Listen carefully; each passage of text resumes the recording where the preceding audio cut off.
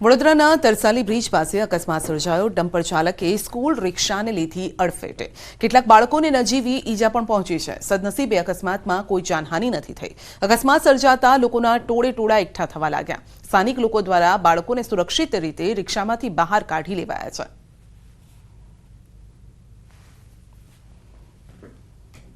નવસારીના ચિત્રકૂટ પાસે અકસ્માતની ઘટના। અજાણ્યા વાહન ચાલકે તેમની કારને ટક્કર મારતા કારમાં સવાર 7 લોકોને ઈજા પહોંચી।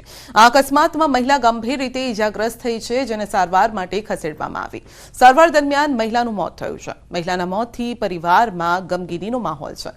કારમાં સવાર લોકો કુંભ મેળામાં જઈ રહ્યા હતા અને તે દરમિયાન જ તેમને અકસ્માત નડ્યો હતો।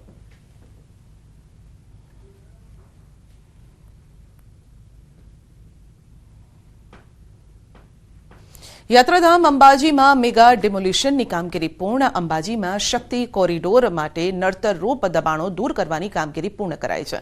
મોડી રાત સુધી 89 કાચા પાકા દબાણ દૂર કરાયા છે। હાલમાં તોડેલા મકાનોના કાટમાળ દૂર કરવાની કામગીરી પોલીસના ચુસ્ત બંદોબસ્ત સાથે કામગીરી પૂર્ણ કરાઈ છે। અસરગ્રસ્તો માટે ભરાયેલા પીએમ આવાસ યોજના માટેના સર્વેની કામગીરી વહેલી પૂર્ણ કરવા માંગ કરાઈ છે। મળવાપાત્ર લાભ આપવા માટે કરાઈ છે માંગ। અંબાજીની ગબ્બર સુધી રૂપિયા 1200 કરોડના ખર્ચે શક્તિ કોરિડોર તૈયાર કરવામાં આવશે, જેને લઈ દબાણો દૂર કરવામાં આવી રહ્યા છે।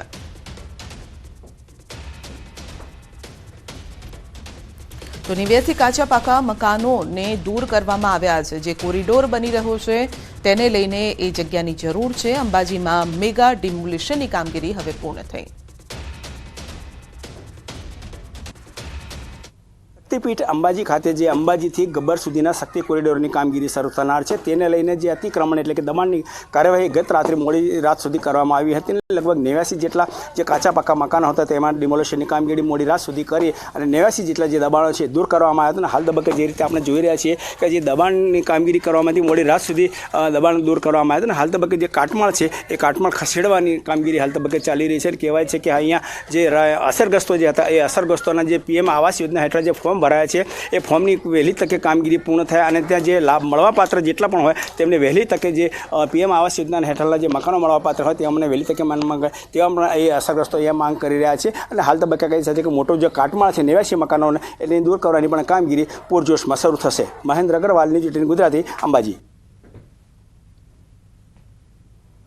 તો ગીર સોમનાથના તલાલાના સેમળિયા ગામે દબાણો દૂર કરવાની કામગીરી। રોડ રસ્તાઓના દબાણ દૂર કરાયા છે। જેસીબી મશીન સાથે તલાલા મામલતદાર અને તંત્રની ટીમ મોડી રાત્રે સેમળિયા ગામ પહોંચી વર્ષો જૂના રસ્તા પરના દબાણો દૂર કરવાની કામગીરી હાથ ધરાઈ।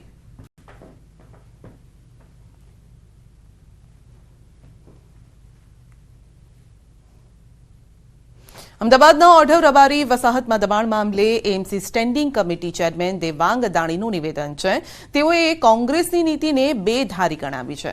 દાણીએ જણાવ્યું છે કે 2015થી અહીં દબાણકર્તાઓને નોટિસ ફટકારવામાં આવી હતી।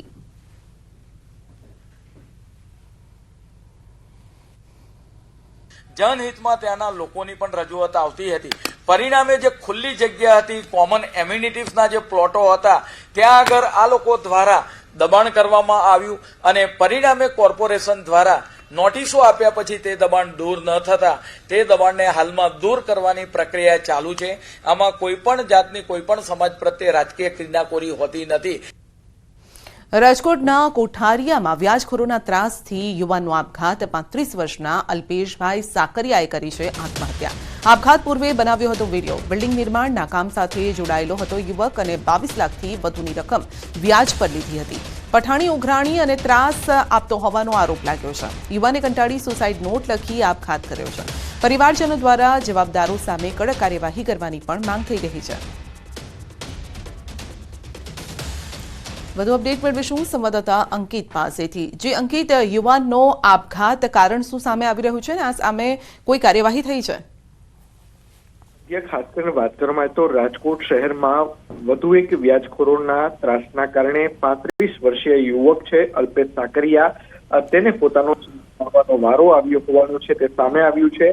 આપઘાત કરતા પૂર્વે યુવાને છે એક વિડીયો પણ છે તે બનાવ્યો છે અને વિડીયો સાથોસાથ એક સુસાઇડ નોટ પણ લખી છે. જે સુસાઇડ નોટ છે તે પોલીસ દ્વારા કબજે કરવામાં આવી છે. સુસાઇડ નોટની અંદર સ્પષ્ટપણે તેને લખ્યું છે કે તેને 22 લાખથી વધુની રકમ છે તે વ્યાજ પર લીધી હતી ને તેના જ કારણે વ્યાજખોરો દ્વારા તેને ત્રાસ આપવામાં આવતો હતો. સાથોસાથ પઠાણી ઉઘરાણી કરવામાં આવતી હતી અને તેના જ કારણે તેને આપઘાત કરવાની છે તે ફરજ પડી છે. અને સમગ્ર મામલે પોલીસ દ્વારા જે સુસાઇડ નોટ છે તે કબજે કરવામાં આવી છે. સાથોસાથ જે વિડીયો બનાવવામાં આવ્યો હતો તે વિડીયો પણ છે તે પોલીસે કબજે કર્યો છે અને સાથોસાથ મૃતકનો જે મોબાઈલ ફોન છે તેને પણ FSL અર્થે મોકલવામાં, પરીક્ષણ અર્થે છે તે મોકલવામાં આવ્યું છે અને બનાવ સંદર્ભે ફરિયાદ નોંધવાની કાર્યવાહી છે તે પોલીસ દ્વારા હાથ ધરવામાં આવી છે. જી, આપનો આભાર. તો 22 લાખની રકમ વ્યાજે લીધી હતી અને તે મામલે જ ત્રાસ આપતા હતા વ્યાજખોર, જેને લઈને યુવકે આપઘાત કર્યો છે. જોકે આપઘાત પહેલા એક સુસાઇડ નોટ સાથે એક વિડીયો પણ બનાવ્યો હતો અને જેમાં સુસાઇડ નોટમાં પણ કેટલોક ઉલ્લેખ કરવામાં આવ્યો છે. મારી બધી બહેનોને જય માતાજી. છેલ્લો મારો વિડીયો છે અને સુખી રહેજો. જય માતાજી બહેનો બધી. મારી બધી બહેનોને જય માતાજી. છેલ્લો મારો વિડીયો છે અને સુખી રહેજો. જય માતાજી બહેનો. વડોદરાના કારેલીબાગ કાસમાલા બ્રિજ પર મહાકાય મગર આવી ચડ્યો અને આ મગર બ્રિજ પરથી સોસાયટી તરફ જઈ રહ્યો હતો. 12 ફૂટના મહાકાય મગરનું રેસ્ક્યુ કરતા 1.5 કલાક જેટલો સમય લાગ્યો. 10થી વધુ લોકોએ 200 કિલોના મગરનું રેસ્ક્યુ કર્યું હતું. મગરના આટાફેરા જોવા મળતા સ્થાનિકોમાં પણ ફફડાટ છે.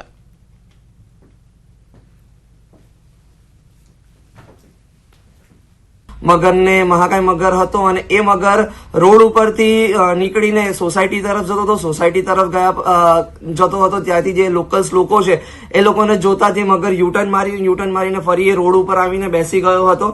ટ્રકોની પાછળ જે કહેવાય ને બ્રિજનો જે ફૂટપાથ એરિયા હતો એ જગ્યા પર મગર હતો. ઘણો મોટો મગર હતો, જેથી કરીને અમે લોકોએ રાત્રે 2 વાગ્યાની આસપાસ રેસ્ક્યુ શરૂ કરીને 3 વાગ્યાની આસપાસ 3-3:30ની આસપાસ અમે રેસ્ક્યુને પૂર્ણ કર્યું છે અને સહી સલામત રીતે આ મગરને રેસ્ક્યુ કરીને ફોરેસ્ટ ડિપાર્ટમેન્ટને સબમિટ કર્યો છે.